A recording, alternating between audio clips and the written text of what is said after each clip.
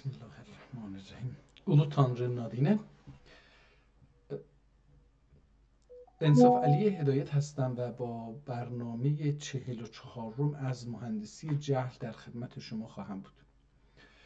امروز هم تلاش میکنم که در 2 قسمت، یعنی در 2 ویدئو 2 کتاب رو معرفی بکنم. حداقل اگر برسم و توانایی جسمیم هم اجازه بده در 3 قسمت میتونم 3 کتاب رو معرفی بکنیم و با هم آشنا بشیم با این کتاب ها.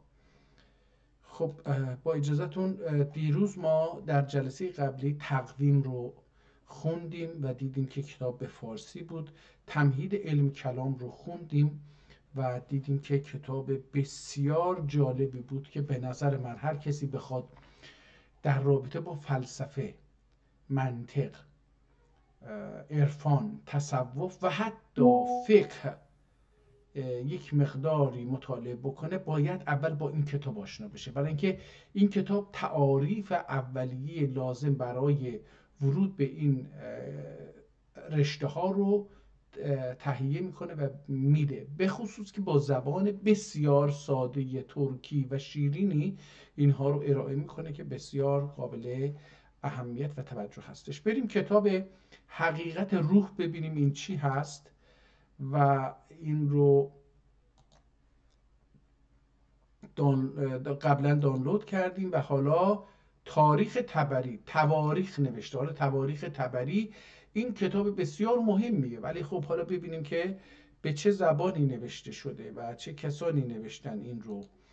حالا من کتاب سوم را هم حضرت ابولفا مناقبی، مناقب حضرت ابولفا یا لغا. حالا ببینیم چی هست. من با اجازه دوستان میرم و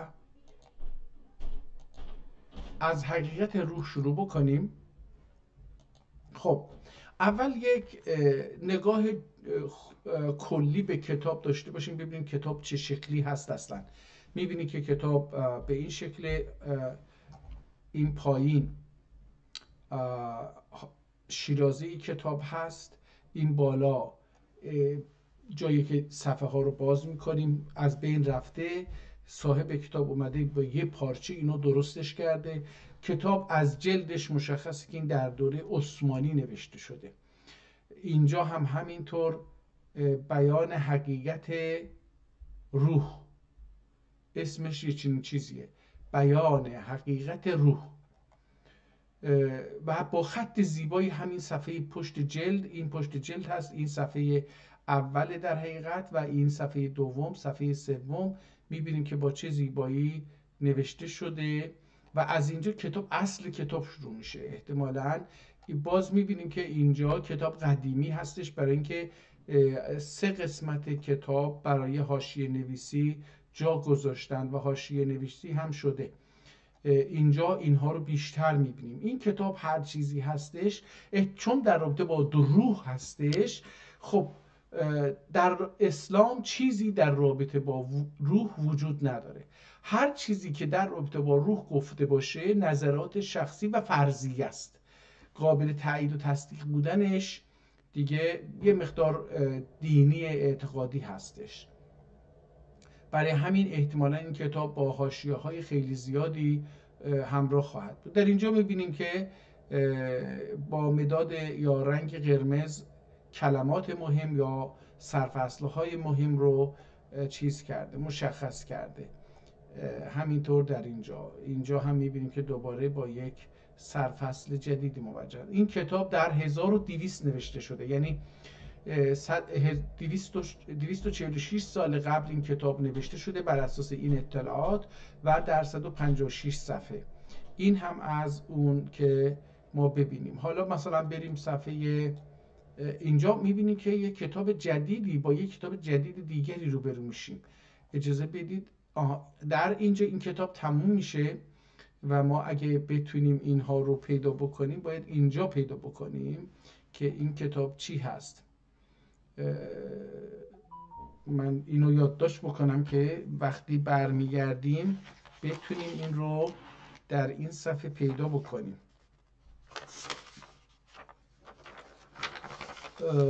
صفحه 25. 25 این کتاب تموم میشه و این حاشیه ها، این قسمت ها دیگه حاشیه کتاب هست. همونطور که بارها عرض کردم در گذشته، چون کتاب و کاغذ بسیار بسیار گران بود، شاید مثل طلا ارزش داشت، حتی شاید از طلا هم ارزشمندتر بود، در نتیجه برای اینکه خوانندگان بتونن نظرات خودشون رو بنویسن و نقد بکنن، صفحات سفیدی رو در اول و آخر کتاب برای خوانندگان میذاشتن. در این حال اطراف صفحه هم گفتیم. از اینجا اینها حالا حاشیه هست. اینجا فکر میکنم حاشیه دیگریه یا مطلبی دیگریه در رابطه با اون، نمیدونم. ولی از اینجا یک کتاب دومی شروع میشه، اسم تاریخ نصرت مبتدی 1196. اینجا تاریخ هم گذاشتن براش. اسم تاریخ اینجا حالا در رابطه با چی هست نمیدونیم. و اینجا یه چیزای جدیدی رو نوشته و تاریخ گذاشته. من میخواستم احتمال میدم که از اینجا یه کتاب جدیدی شروع میشه. حالا بازم صفحه بذاریم ببینیم که به نظرم خط عوض شد یه مقدار، از اینجا به بعد یه مقدار خط عوض شد، ولی نه خیلی قلم عوض شده، خود خط در عوض نشده، دوباره برگشت به همون قلم قبلی.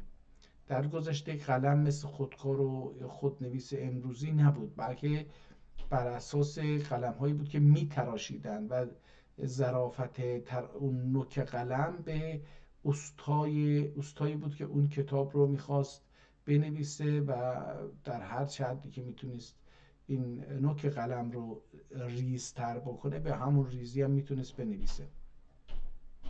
اینجا هم این کتاب تموم شد و ما رفتیم به صفحه 54. اینجا هم 54 هم یک کتاب دیگری روبرو هستیم. این سومین، این هم یک کتاب دیگری دوباره. 57 هم یک کتاب هست. اگه 57 و ببینیم دیگه چی هستش. اینجا هم مثل این که تموم شد. یک کتاب دیگری مثل این که شروع شد، یا بله اینجا هم دوباره احتمال میدم که اینجا تموم شد اون کتاب و یک کتاب جدیدی باید شروع بشه. و اینجا قال النبی تضرعات سنان پاشا برنجی طبیعی. این هم ظاهرا چاپخونه هست، این کتاب چاپی هستش.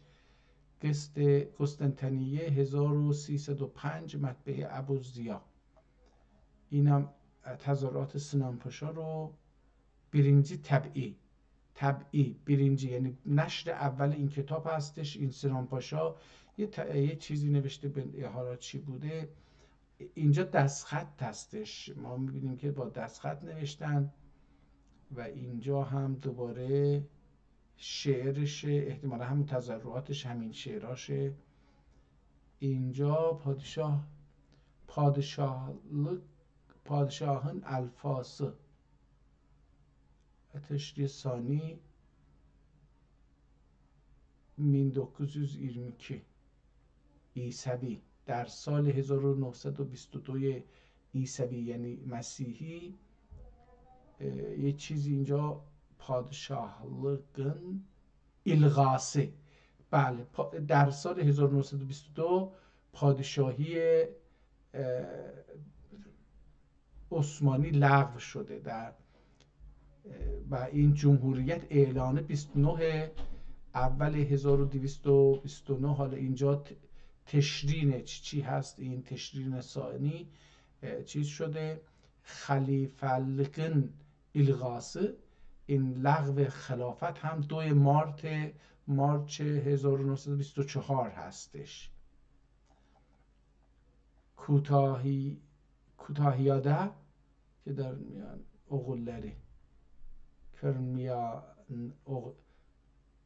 کرمیان oğulları, گونیاده گرامان oğulları، سینوپده پروانه.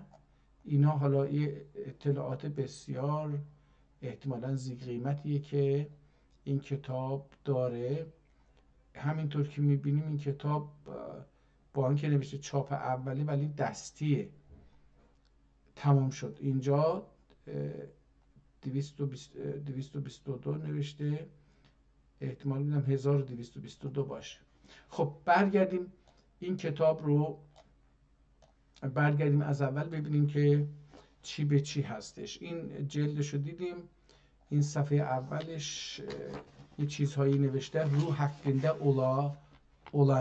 olanır،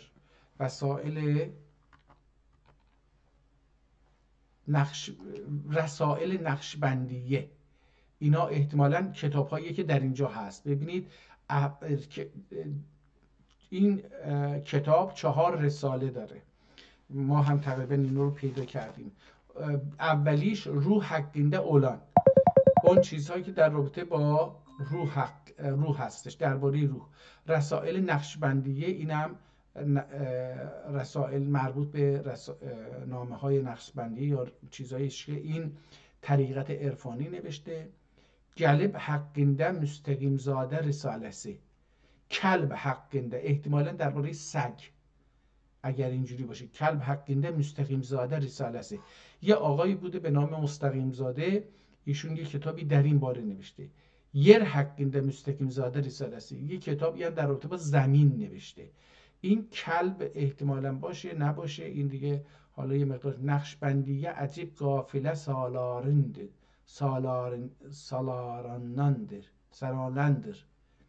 نقشبندیه عجب قافله سالارانند. احتمالاً فارسی نوشته. نقشبندیه عجب قافله سالارانند که برند از ارز پنهان به جرم قافله را، به حرم قافله را. متوجه نمیشم قضیه رو. از دل سالک. بله این فارسی هستش. این هم یه چیزی هستش: اسکول عبدالحقیر الحاج از سید محمد زین العابدین چلبی را نمیدونم چیه، نتونستم من. خب با خوشنویسی میانه ندارم دوستان. خب ببینیم اینجا چی هست. اینجا سلطان خونده نمیشه، اللسان المطلع چی اول قلب هستش. حالا اینها هم فی مجموعتی رحمه الله. حالا این هم به صدق الجاهل المجاهله. این سیر الکتاب نمیتونم بخونم راستشو بخواید که این یه مقدار برای من، یعنی موتا قبل ان موتو قبل ان تموتو حکمینجا سیوف مخالفت لنفسنی سیوف مخالفت لنفسنی زب ایلمدیکجا انوار عرفان بالله ایله حیات طیبه حقیقتیه قلبی نی الینه نائل اده سین بس شقاوت اصلیله جبلیانن صفات صلاح ایله. حالا ببینید که اینجا داره در مورد عرفان همین اولش یه چیزی رو میگه و میره. این یه حدیث بوده در بالا، احتمالاً عربی بوده هرچی بوده. اینجا هم میگه موتو قبل ان تموتو، بمیرید قبل از اینکه مرده بشید. به حکمینجا یعنی بر اساس این سیوف یعنی خواهید مرد احتمال میدم. مخالفتی لنفسی زف علمت دیکجه. میگه حالا بر اساس این اگه مخالفت بکنید و نفستون رو ذبح نکنید، قربانی نکنید، انوار عرفان بالله ایله حیات طیبه حقیقیه قلبی. به هر حال میگه که عرفان به خدا نمیتونید به دست بیارید. اطلاق حالا خیر و من عرف الله kul lisanehu mayesiyle dilir olur, dilir o demişlerdir ki din bilmez, diyen bilmez، bilen demez. یه حرفی رو گفته کسی که حرف میزنه نمیدونه، کسی که بیلن دیمز، کسی هم که میدونه حرف نمیزنه. این خیلی اون قدیما سخن بر یکی دیگه بود که در زبان فارسی، در زبان ترکی میگفتن که çok bilen az danışar، az bilen çok danışar. این حالا این رو دیگن بیلمز، اون کسی که حرف میزنه نمیدونه و اون کسی که میدونه حرف نمیزنه. مستقیم زاده، این از فکر میکنم که مستقیم زاده احتمالاً دست فی مجموعتی رحمه الله علیهما. دوباره این زیر هم یه چیزایی نوشته شده. کتاب عرب فارس ترکیه، اینو بدونیم کافیه که کتاب ترکی هستش و ما با جز اول که یک دو تا شعر فارسی دیدیم دیگه بقیه به نظر میاد که ترکی باشه و اینها یادداشت‌های خوانندگان هستن، یعنی کسایی که این کتاب رو به دستشون گرفتن خوندن.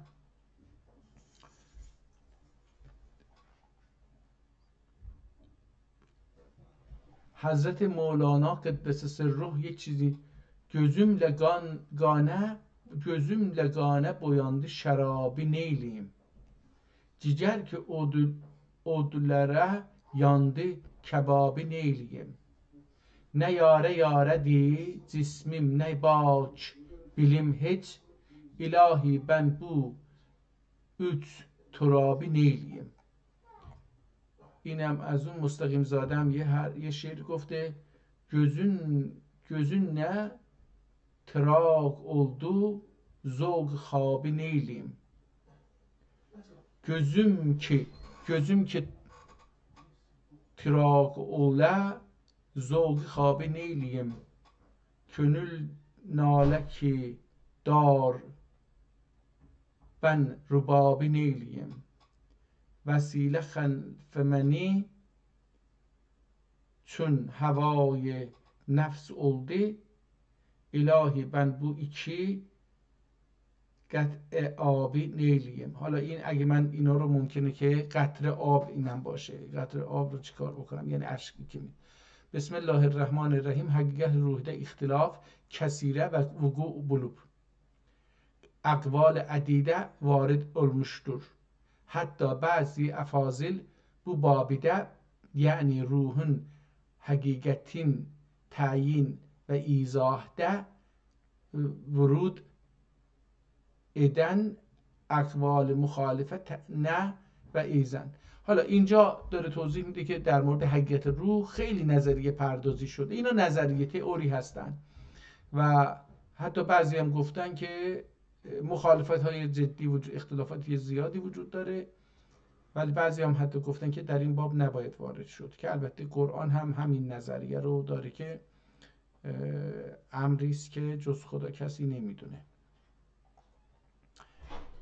و اینجا ببینیم که میتونیم این صفحه رو یه مقدار بخونیم. این هم bunu inayetleridir bu fegih kendi hattileri ile mecmuani tahrir buyurdular. این هر کی هستش bunu میگه که با خط خودش نوشته، این خط خودشه. شرح کلام عبدالقادر جیلانی قدس سره العزیز. این هم عبدالقادر جیلانی که ظاهرا یکی از عرفا بوده، مشهورم هست، ایشون نوشته. از اسمش معلومه که گیلانیه. این احتمالاً هم در دوره‌ای بوده که صفوی ها دست پروردی یا ایشون هستن یا شاگردان ایشون، که شاه اسماعیل صفوی احتمالاً دست پرده یا ایشونه یا یکی از وابستگان ایشون، نمیدونم. حالی اسکت خالق احتمالا این عربیه. هان حالی استیکتو لخالقی قدیرن علا تیر کل اسیر. حالا این عربی شعر دیگه، من سوادم به اینها نمیرسه. اینجا هم کتاب متاسفانه کتاب خونده میشه روحانیت و روحانیت مغلوب کلیت اراده. اینا هم دیگه کلمات دونه دونه کلمه هستن که بازم من نمیدونم معناش چی هستش. بریم ببینیم که یک صفحه اصلی اینجا دوباره از مولانا یه شعر رو گفته، احتمالا نمیدونم ترجمه هستش یا خود مولانا به ترکی گفته، احتمالا نمیدم. گفت لا تاسو علی ما فتاکم لا تاسو علی ما فاتکم این ابی از سرحان. نمیتونم بخونم، این خیلی خوشنویسیه. من متاسفانه خیلی خوشنویسی باشه دیگه میلنگم. این سفر رو بریم ببینیم. حالا بریم اصل کتاب، بدش کنید. اینجاها چیزی هستش که من سردن اینجا حالا که اصل کتابه ببینیم که چی میگه. bu تحریرات اصول المناهج لعارف افندیدنdir. یه شخصیت بوده که حالا این از اون برداشتن این را اصول مناهج لعارف افندیدنdir. یه عارفی بوده از اون برداشتن. حالا بیان حقیقت روح، این کتاب از اینجا شروع میشه. بسم الله الرحمن الرحیم. از همون اول بعد از بسم الله شروع میکنه به ترکی. حقیقت روحی ده اختلاف کثیره وقوع بلوب اقوال عدیده وارد علمشتور. همون چیزی که اونجا خوندیم رو اینجا حتی بعضی افاضل بو بابیده یعنی روحون حقیقتین تعیین و ایضاح ده ورود ادن اقوال مخالفنن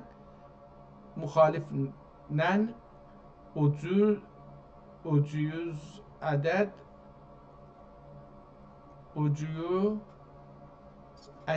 قوله بالغ 300 عدد قوله بالغ olduğun تصریح etmişler. میگه بعضی ها گفتن که آقا اولا با در رابطه با حقیقت روح اختلافات بسیار زیادی هستش، اقوال عقیده وارد شده. حتی بعضی از بزرگان درباره روح و حقیقت روح گفتن که بیش از 300 نقل قول وجود داره، نظریه وجود داره. دقت بکنید یک زمانی، حالا این کتاب در چه سالی نوشته شده نمیدونم، حالا شاید پیدا بکنیم، ولی ببینید در مورد یک مسئله 300 تا حداقل نظریه پرداز حرف زدن. این خیلی مهم بوده که شما یک زمانی در یک موضوع اینقدر بحث و جر و بحث وجود داشته باشه. حالا به کجا برسم مهم نیست، مهم اینه که راه بشر از طریق نظریه پردازی میره. همین الان هم چیزهایی که ما به عنوان علم تصور میکنیم نظریه هستن و به قول یکی از دوستان اکثر اینها هم باطل شدن. علم تصور میکردن، بعد باطل شده، بعد علم فکر کردن، الان دیگه همه میگن آقا این نظریه است. مثلا بینگ بنگ یه نظریه است و یه نظریه بچگانه هم هست، یه نظریه علمی نیست، قابل کذب و تصدیق نیست الان، ولی خب کمک میکنه که ما جهان رو یه مقدار حالا حرکت بکنیم بهش. نمیدونم چقدر میتونیم حرکت بکنیم یا نه. در علم بر اساس فرضیه ها به وجود میاد یا تئوری هایی به وجود میاد که چیز میشن دیگه، تغییر میکنن و این در همه جا بوده. من فکر کنم اگر روح هم کار بشه یه روزی به علم تبدیل میشه. به هر حال اونقدر باید این کنکاش بشه و این تکنولوژی های جدید هم به کمکش بیاد که یه روزی به این وجود داره نداره بحثش دیگه تبدیل بشه به یه بحث علمی. الان همش تئوریه. Bu اقوال مخالفنده beynində این میتونه متعدد olan 3 qoludur. ببخشید من مثل اینکه یه چیز بالغ olduğundan təsrih etmiştir. Hala اینکه bu اقوال متخالفه beynində mütəəddidə olan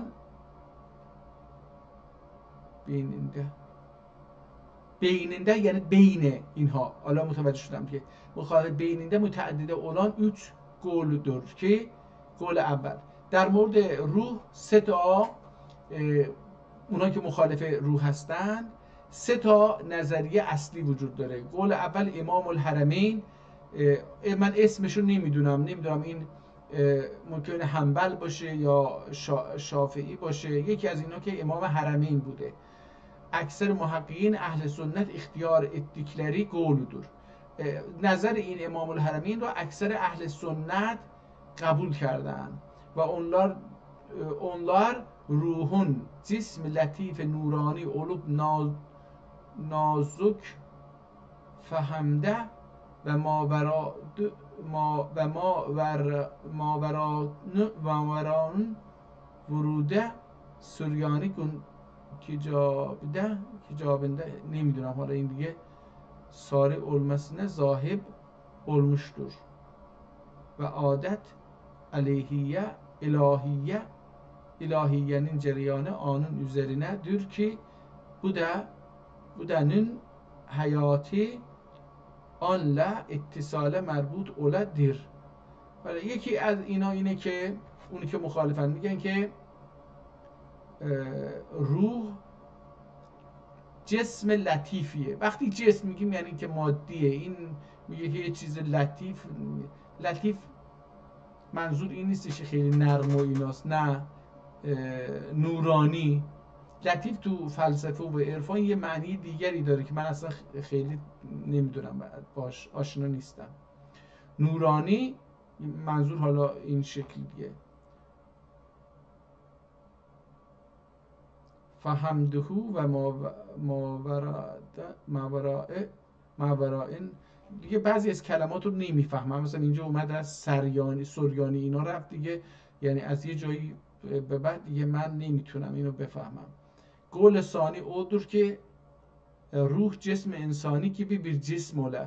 قول دوم همونه که اون یکی حالا گفت نور فرض بکنیم، این میگه مثل جسم انسان و جمله اعضا و جواهر و شکلی بدنون عینی اولوبدو و میگه که این جوارحی که ما داریم عین روح هستش. قول ثالث odur که روح مجرداتیدن اولوب جسم و جسمانی ölmeye و bu meslek محققین اهل سنت'ten حجت الاسلام و راغب اصفهانی و حلیمی و ابو زید و بوسی و اکثر متصوفین اختیار ettikleri meslektir.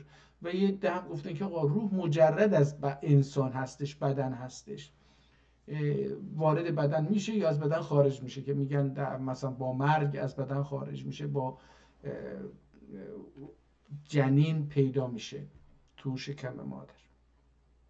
حالا اسمایی رو هم میاره که اینا چیز هستن. خب میبینیم که یه بحث بسیار پیچیده‌ای که 300 نظریه پرداز دربارش صحبت کردن رو اینجا میخواد بیاره. حالا اینجا یه حرفای جدیدی میزنه که بذاریم بریم از این قسمت، که به خاطر همین 300 نظریه هم که وجود داره وقتی خواننده ها میخوان این کتاب رو بخونن همش حاشیه نویسی میکنن. میبینید که بیشتر حاشیه نویسی هستش. حالا مثلا بریم یه چند صفحه پایین تر یک تلاش بکنیم یه مثلا این مستطرفه یعنی چی؟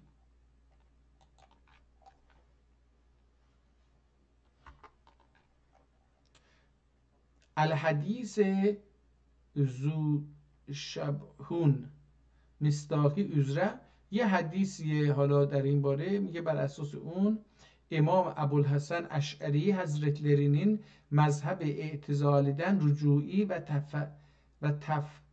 تفصلی halinde استادی ابو علی جیایی اسکات و زامده و زاهده و زامده ایراد اتدیگی اخوی سلاسه حکایسی مع شهرته بو محلده ثواب دی. حالا این آدم به خاطر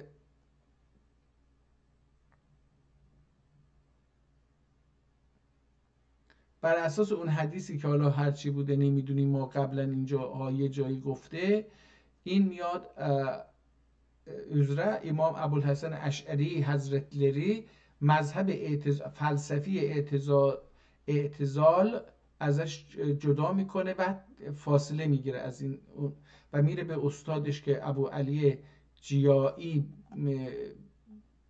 بی اسکات و زاهده ایراد دیگه و حالا برای اون ایراد کرده بوده، حالا میره با اون صحبت میکنه که دیگه این یه داستان طولانی هستش. کتاب به هر حال من ترکی، میدونی که من ترکی نخوندم، دارم تلاش میکنم که یه چیزی یاد بگیرم. این یه اولین هدف من الان این هست.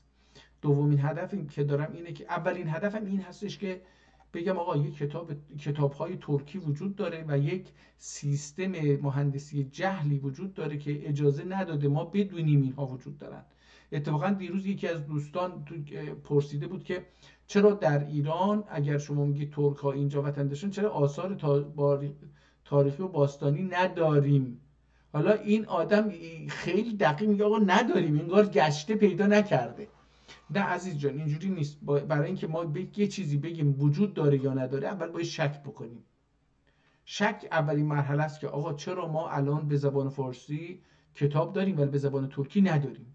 من مثلا خودم شک نکرده بودم برای خیلی سال هاست، 40 سال 50 سال اصلا شک نکرده بودم کتاب ترکی هست نیست. فکر می‌کردم همین 2-3 تا کتابی که مثلا شاه اسماعیل و داستان شاه اسماعیل شاه صنم و چروغلی و اینا مجموعه کتاب‌های ترکی همینن.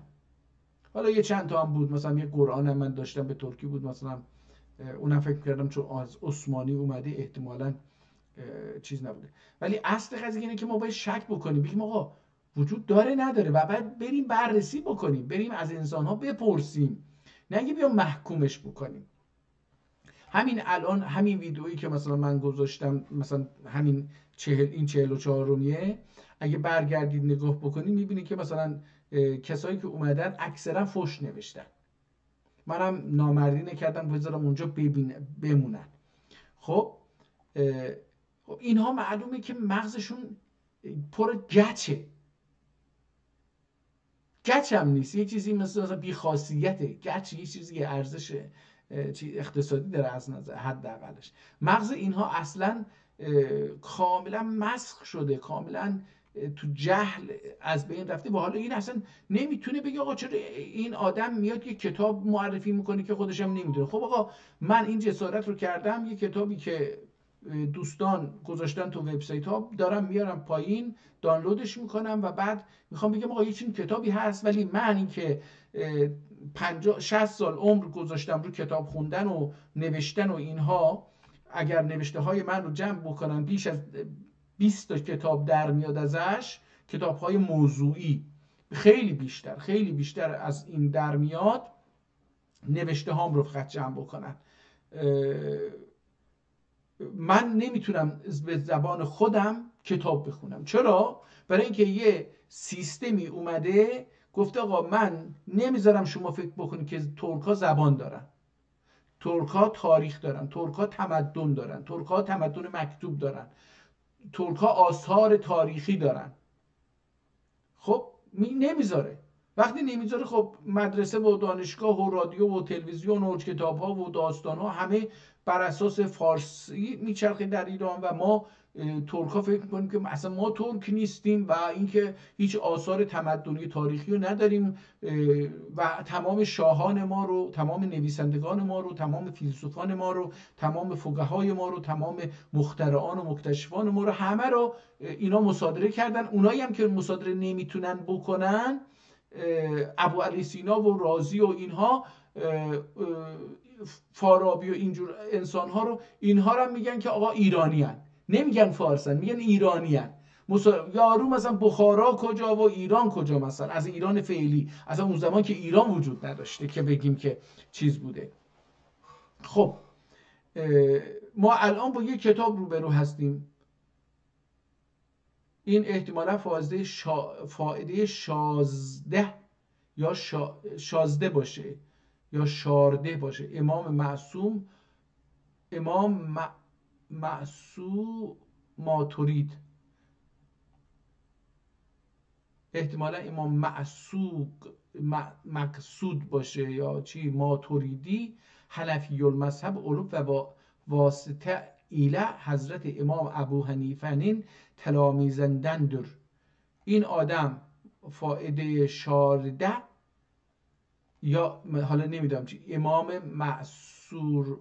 معصور این میتونه باشه، معصور ماترید، از اسم ماترید برای من آشناست ولی این معصور رو نمیدونم.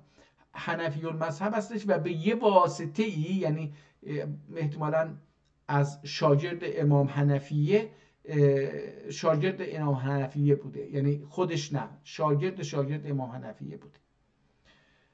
حالا زیرا ابو نصر ایاسندن تلمذ، برای اینکه از ابو نصر ایاسی یه آدمی هستش که این شاگرد حنفیه بوده، از این تلمذ و تعلیم ادب اولدخی ابو بکر جرجانیدن، اولدخی ابو بکر سلیمان جرجانیدن، اولدخی امام محمد ابن الحسن شیبانیدن، اخذ و تلقن etmişlerdir.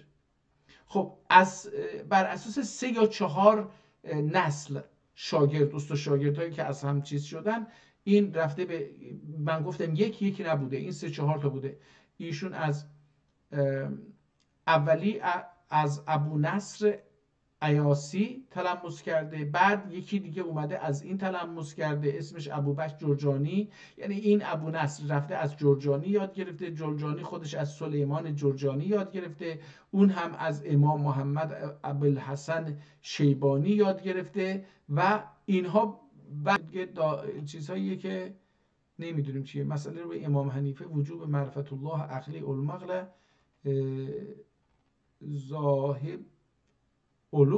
zahib olup اشعری şer'idir demiştir.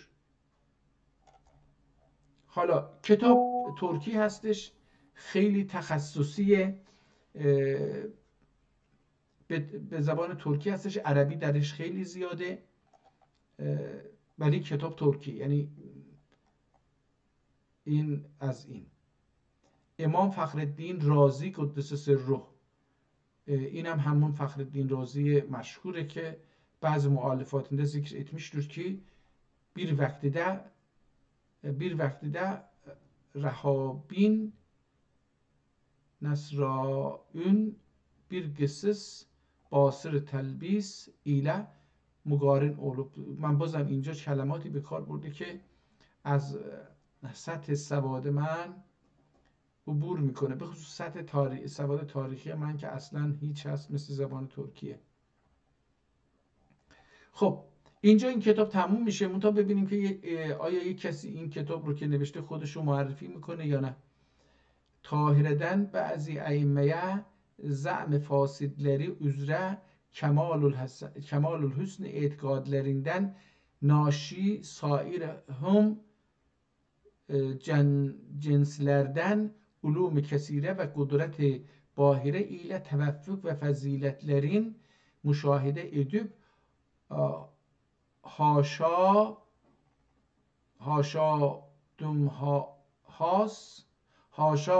sümme haşa zat-ı mukaddes ilahinin hulul ve ittihadin iddia etmişlerdir. خب این کتاب تا آخرش اومدیم 1200 نوشته شده، احتمال میدم برای اینکه حالت 1300 هم میشه خوند این رو، 1300 هم میشه خوند این رو، ولی بذارید برگردیم ببینیم 1200 میشه خوند. حالا تا آخرش دیگه یه چیزی گفتش که من هنگ کردم اینجا، میگه که این در اینجا میگه که یکی از این علما گفته که هاشا ثم هاشا، یعنی داره استغفر الله میکنه. ذات مقدس الهینین حلول و اتحادین ادعا etmiştir. میگه که ذات الله در جسم انسان حلول کرده و با انسان یکی شده. یعنی اینم یه نظریه است در اسلام. نگاه کنید دوستان، ممکنه حالا ما نشنیده باشیم اما نخونده باشیم، علتش نیستش که نگفتن، باید بریم بخونیم و ببینیم که چی به چی هستش. حالا بذاریم تو این صفحه بعدی که حضرت امام اعظم ابو حنیفه نعمان ابن ثابت hazretlerinin veladetleri hicretten 80. senede vakı olup intikalleri 150 tarihinde vuku bulmuştur. Sin-i şerifleri bu hesap üzere kamil 70 yıl olmuş olup İmam Ebu Yusuf Hazretlerinin viladeti bu 123 senesinde ve vefatı 182 tarihinde olup sin-i şerifleri 59 sene İmam Muhammed Hazretleri 131'de tevellüd edip 189'da vefat etmiştir. Sin-i şerifleri 58 sene olup ve İmam Malik Hazretlerinin viladetleri hicretten 93 senesi olup 179 tarihinde vefat edip sin-i şerifleri 86 sene olur ve İmam Şafii Hazretlerinin viladetleri 150 senesi olup vefatleri 204 senesi olup ve sin-i şerifleri 54 sene olur ve İmam Ahmed Hanbel Hazretlerinin veladeti 174 senesinde olup vefatleri 241 tarihinde olup sin-i şerifleri 77 sene olur معلوم olur ve selam. خب در اینجا علمای اصلی مذاهب پنجگانه رو فکر میکنن تلاش کرد معرفی بکنه یا چهارگانه رو معرفی کرد که در چه سالی متولد شدن، در چه سالی مردن و سنشون چقدر بوده، یعنی عمرشون، طول عمرشون چقدر بوده، اینا رو معرفی کرد. حالا بازم در اینجا حاشیه‌های مختلفی هستش که میگه مثلا آقا نه ممکنه که اینجوری نباشه، این حاشیه‌ها اعتراض‌ها و یا چیزهاییش که براش نوشتن. اینجا هم در رابطه با همون مسائل ببینیم آیا این هم ترکی هستش یا نه.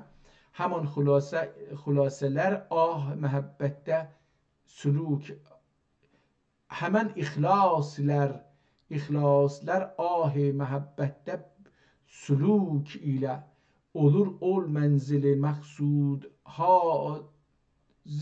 hadi فرد و مروت‌دür. حالا این من اینجا بعضی ها رو دیگه نمیتونم بانم. این هم که معلوم شد که شعر درسته ولی مربوط به همین مسئله است، همین کتاب هستش و این نظریات که در حاشیه کتاب نوشته شده اینا دست کمی از احتمالاً این شعرها هم ممکنه که خلاصی از اون مطالب باشه، نمیدونم، نخوندیم. در مقاله اینجا یک مقاله هستش، کسی یک قالی داره، مقاله قال و مقاله. قال یعنی گفت، یقول و میگوید، مقاله یعنی کسی که یه چیزی رو، یه سخن گفته شده، مقاله یعنی یه چیزی گفته شده. حالا مثلا من مقاله نوشتم یعنی یه حرفی بوده که من نوشتم دیگه، اون گفته های منه، مقاله هستش یعنی گفته شده.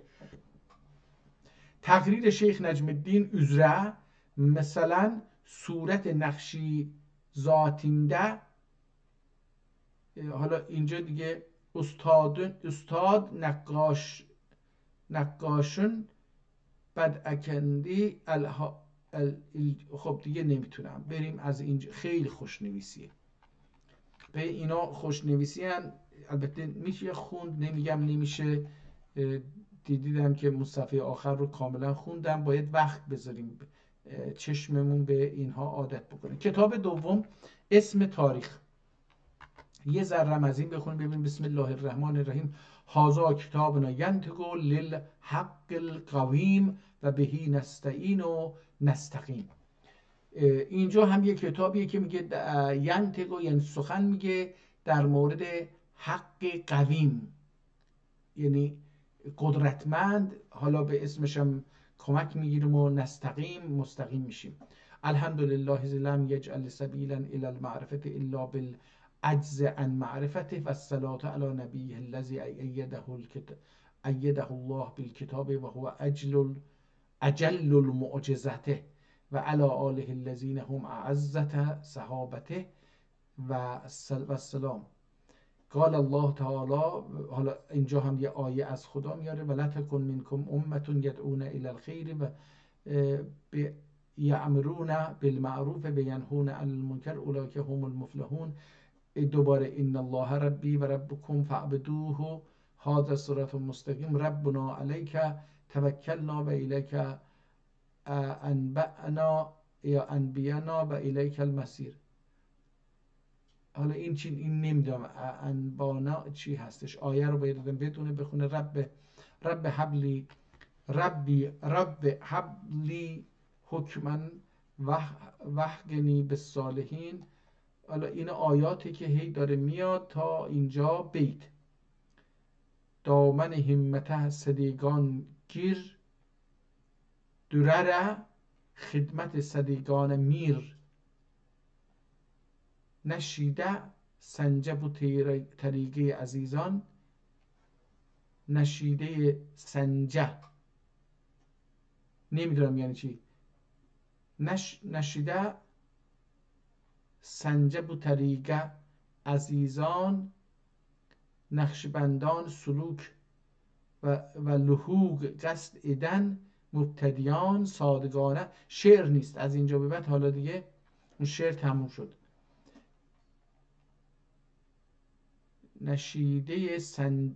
نشیده سنجه و طریقه عزیزان نقشبندانه سلوک و لحوق قصد ایدن مبتدیان صادقانه لازم اولان بودر که استخاره ادب کتاب کریم و مثنوی و حافظ دیوانندن فال ایلیه روحانیت صاحب لرندن. دیگه این کتاب جزو، من بعضی چیزاشو مخالفم، نمیگم که میره به خرافات، اما به هر حال ایشون میاد به استخاره میگه که اول به کتاب کریم، بعد مثنوی و بعد حافظ، به این ستا. یعنی در گذشته اینها حداقل معتقد بودن که به قرآن کریم این میشه، مثنوی که مال مولانا هستش و حافظ به این دیوانیدن فال ایلیه روحانیت صاحب لرندن استمداد. حالا بره از یک کسی که فکر میکنه از اهل روحانیته ازش استمداد بکنه و لااقل استقامت طبیعی ثمرسی اولان انجذاب و محبت درونی سوگ شوقی اولا عند الله سبحانه و تعالی اسباب تقرب سهل الوجوه ایله تحصیل و تدارک خیر و برکت اذن و نقش جمیل ایلمک ایچون کتاب و سنت لمشغول بیر اهل کمالدن کندی حقینده حصول قبولی سی ایلیه. اگر واسد اولا بلورسه سعادت بلوب و امن درونینه تشبس و انتصابی محضا رضا الله انیبو الی الله و ابتغوا الیه الوسیله امثال ابات و اذا اراد الله بعبد خیرا ففتح له قفل قلبه و جعل فیه الیقین و صدق و جعل قلبه و عین لما سلک فیه. حالا دیگه حدیث، اینها حدیث هستش که هی پشت سر هم داره میگه که حدیث شریفی gibi آثار مفهومی لرینه امتصال ایچون. حالا اینجا میگه گفتش که باید برید از یه بزرگی که روحی داره و اینا کمک بگیرید اینا. حالا من میخواستم ببینم این کتاب در مورد چی هستش که داره هنوز در مورد نیت الادکته اوکی. امتصال علوب امرینه اطاعته میتن غساله این گیادی gibi خلوص dil ile muti ola. زیرا bu طریقه sedigiye recalünün tahsilleri bil külliye uhrevidir. Keramat-ı kuniye metlubdi değildir. Metlubleri değildir.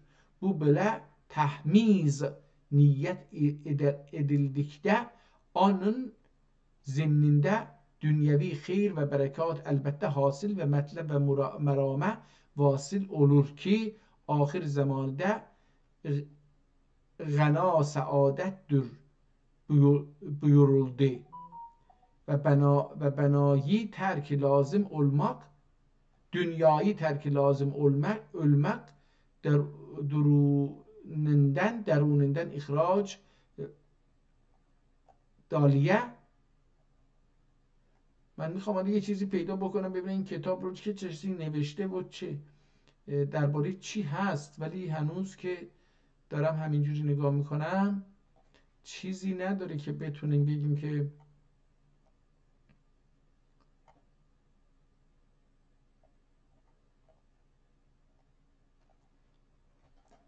nizamlerde dahi buyurur. Halaktu anad Ebu Bekir'in tine vahide, yani ben ve Ebu Bekir'in halgi olundığımız tinet birdir ki ikimiz bir madde esliyeden aferideyiz ve bir suhan müstehsenlerinde dahi buyurdular ki ابو بکرین، حالا دیگه داره در مورد اینها صحبت میکنه که نمیدونم چی به چی هستش. اینجا هم یه تاریخ‌هایی رو گذاشته. امام محمد باقر 117 مرشد عالم اول، حالا اینجا یه سلسله رو میخواد بگه، این تا اینجا که چیزی گفته بود اینها رو میخواد حالا اینجا بگه. مرشد عالم، مرشد اول یعنی اون عارف اولیه حضرت محمد صلی الله علیه و آله و سلم هستش که اینجا یه شماره 8 گذاشته، نمیدونم منظورش چی هست. براش این دسته میشه، ببینید دو دسته تقسیم میکنه. از یه طرف به خلیفه رسول الله ابوبکر صدیق هستش، رحلت 14 هجری احتمالاً، اینجوری من دارم میخونم. این 8 هجری نه دیگه وقت نمیشه، برای این درست نیست، برای اینکه خود حضرت محمد وقتی هجرت میکنه چند سال بعد از هجرت زنده هست، حداقل 12 سالی هستش. اینجا احتمال میدم این مربوط به 12 مربوط به حضرت پیغمبر رسول الله باشه و این خلافت خلیفه رسول الله ابوبکر صدیق از این 12 شروع بشه. احتمال میدم این باشه. حالا این 8 چی هست اینو نمیدونم. اینجا علی مرتضی خلیفه رسول الله، از یه طرف هم به علی مرتضی هستش که خلیفه رسول الله هستش، اینم رحلتش 40 هجریه. بله، حالا اینا اینجوری من دارم در میارم. امام حسین شهید 61 هجری بوده، امام زین العابدین 94 بوده. حالا اینجا چیه؟ سلمان فارسی رو آورده نوشته 36. خب قاسم ابن محمد ابن صدیق، این هم میرسه به اینجا به چند نفر که اینا جدا میشن، میره این طرف ها دیگه خیلی چیز میشه، اینجا میره به اینجا و از این ها. از این طرف هم اون امام های ببینیم زین العابدین 94، امام محمد باقر 117. این نقشبندی از اینجا به وجود میاد احتمالاً. امام محمد باقر نقشبندی و از این حرفا از اینجا میاد. امام موسی کاظم 183، امام علی رضا 203، معروف کوهی یا کوخی 204. دیگه از اینجا به بعد امام ها بقیه چی میشن؟ امام جعفر صادق 148، امام اعظم ابو حنیفه 150، بایزید بسطامی 221 احتمالاً، ابوالحسن خراگانی 425، ابو علی فارمدی 477، یوسف همدانی 513، خواجه عبدالله گچچی اجدوانی 617. حالا اینها عارفان مشهور هستن که دیگه همینجوری داره اینها رو میشماره میاد پایین. اینجا ببینیم چی هستش. این سری صفتی 252 هستش، هرچی هست نمیدونم. سید و طائفه جنید بغدادی 293. اینها از یک چیزن ها، از امام علی میان، مثلا اینها به امام علی وصلن، اینها هم به ابوبکر وصل هستن و سلمان رو نمیدونم چرا به ابوبکر وصل کرده و اینا، که حالا نمیدونم این سلمان. البته خب ممتاز دینوری، احمد دینوری، اهدیه سهروردی، اغلی وجیه الدین. اینم در سهروردی 400 چیز شده، اغلی وجیه الدین 452. عمر، اینها عمره، این بالا یه جایی من این هم عمریه سهروردی فکر میکنم اینجوریه، دارم عمر میخونم. عمر بکری 487، ممکنه یه چیزی دیگه خونده بشه. ابو سهروردی، اینم ابو صحب چیشی هستش سهروردی 561. قطب الدین هویه 600. اینا دیگه اینجوری یه تاریخی از این تا منظوری کتاب تاریخ این بوده دیگه. حالا یه مقداری از این قضیه هم بگذاریم، برای اینکه فکر میکنم که ما الان داریم 1 ساعت تکمیل میشه که در این کتاب من به باطلاق افتادم. برای من این کتاب باطلاق شد، برای اینکه خیلی ازش سر در نیاوردم چون موضوعش چی هست. خب تا اینجایی که ما میدونیم بریم صفحه 50 و یک کتاب دیگه هستش از 50 به بعد. 50 چند بود؟ 54 یک کتاب دیگه هست، بریم ببینیم اون در مورد چی هست. اینجا آیا در اینجا هم یک چیزی میتونیم اللهم صل علی محمد و آل محمد بعد ده کل خرف جرا به القلم و صلی الله علی سیدنا و مرشدنا النبی المختار و خلفائه سوا البنا الراشدین سوا لنا الراشدین و الائمة المهدیین خصوصا امیر الساکنین و مرتضی المسلمین و ائمة المجتهدین و علماء دیگه. حالا آخرش هم داره به همه سلام میکنه و بازم مشخص نیستیه که چه خشی این رو نوشته. اما این 4 مقاله مقیده بسم الله الرحمن الرحیم تا اینجا عربیه، اینها رو نمیخونیم. معلوم اولکی ملوکیله ابتدا کلبه تعلیم عبدن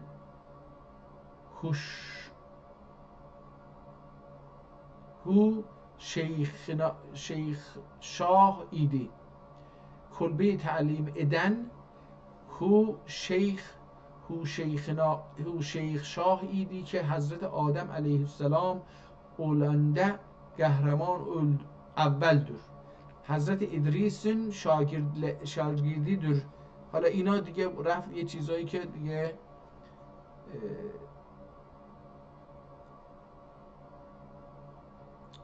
یه بیتم از حافظ اینجا آورده. خب این کتاب فارسی هستش، خیلی چیزه دیگه، من تخصصی من و قدیمی هستش، احتمالا من با اینها آشنا نیستم. خب همینجا این کتاب رو تمومش بکنیم دوستان. 1 ساعت تموم شد و با اجازهتون ببینیم که یه چند دقیقه دیگه با یه برنامه دیگه‌ای شروع میکنم. فعلا خدا نگهدار برای این قسمت، یعنی برنامه این 40